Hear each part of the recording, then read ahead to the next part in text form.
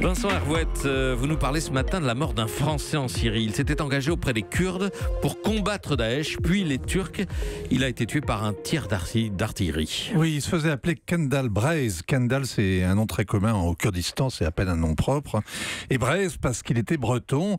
Et avec cette identité passe-partout, on se dit qu'Olivier Leclinch ne cherchait pas à être une vedette, comme beaucoup de miliciens qui paradent en kaki, mais qu'il voulait servir en combattant anonyme. Son idéal, c'était plutôt le soldat inconnu que le héros légendaire. Il avait bientôt 40 ans, ce qui est vieux pour apprendre le métier des armes.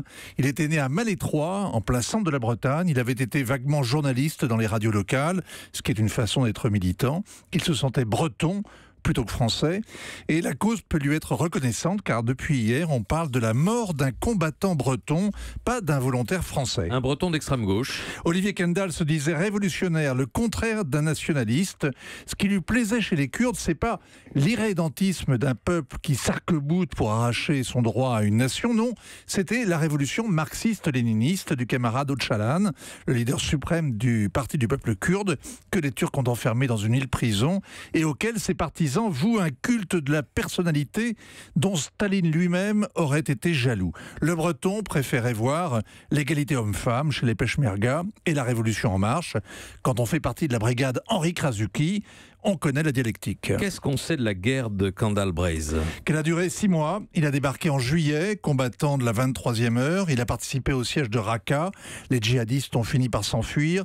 Les Kurdes n'ont pas savouré longtemps leur victoire, puisque les Turcs sont passés à l'offensive pour écraser ce Kurdistan naissant. Est-ce qu'il y a beaucoup d'étrangers auprès des Kurdes? Il y en a eu plusieurs centaines. 30 sont morts au combat. Avant-hier, un Espagnol et un Hollandais ont ainsi été tués.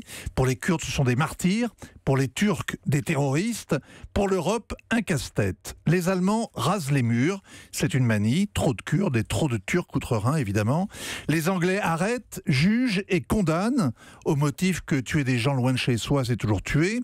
Pour les Français, ces combattants ne relèvent pas des lois antiterroristes.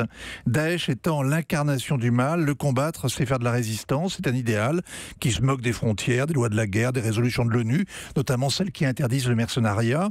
Et avec ce raisonnement, il faudrait sans doute mettre le nom d'Olivier Leclinch sur le monument aux morts de Malétroit. Mais avec ce raisonnement, il y a pire, c'est qu'il légitime aussi les Français radicalisés qui se sont engagés contre Bachar el-Assad, qu'on présentait comme le diable. Europe 1.